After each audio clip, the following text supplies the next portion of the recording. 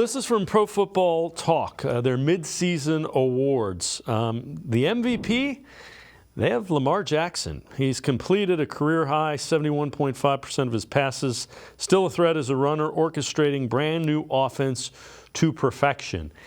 I was one of the guys that was really skeptical of what that offense was going to look like. I'm not skeptical when they keep hanging 35 on really good teams.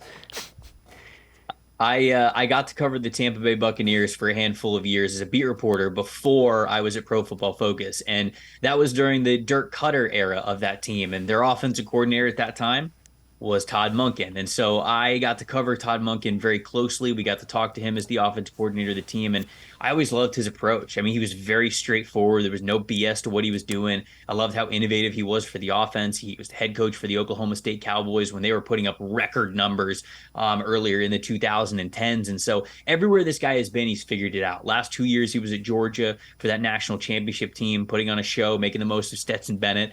And so I was not worried at all about him producing with that Baltimore Ravens offense. And the fact that he's getting to work with Lamar is actually something that I was really, really excited about. Now, the receivers aren't playing as well as I thought they were. They're having to lean on Zay Flowers a lot more than I anticipated, but they're still making it work. And the reason why they are is because of Lamar Jackson. A lot of people thought that, hey, wow, great athlete at quarterback. That's incredible. But Lamar is also incredibly smart. He sees the game so well, and you are seeing that this year with how efficient he is and how he passes the football. And so that I would agree. I think that he's either at the top or in the conversation for MVP this season.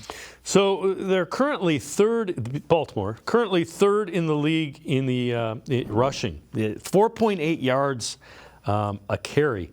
And they've run for at least 130 yards the past 4 weeks.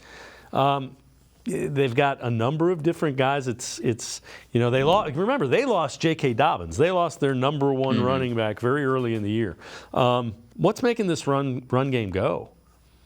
It's pretty simple, but it is their offensive line. It's a veteran group. It's got Ronnie Stanley, Morgan Moses, John Simpson, Kevin Zeitler, Tyler Linderbaum now in his second year. But it's a lot of veteran guys, and they're playing very, very well together. They're keeping things very diverse in their rushing attack. It's a lot of outside zone, a lot of inside zone, but also a lot of man blocking concepts, duo, a lot of power concepts like counter. Like they're just doing a lot of different things in their run game. When you look at yards before contact for their running backs, they're number one in the NFL. They're number one in total yards before contact, and they are number one in yards before contact per average. And so that just shows how much they are winning up front. They've got great athletes. Of course, Lamar's a great athlete. We saw Keaton Mitchell and what he was able to do last week as a great athlete in the backfield as well. Gus Edwards is an experienced running back who's now back in that backfield. And so they've got good players, but it is that offensive line that is leading to those statistics of how successful they have been in the run game this year.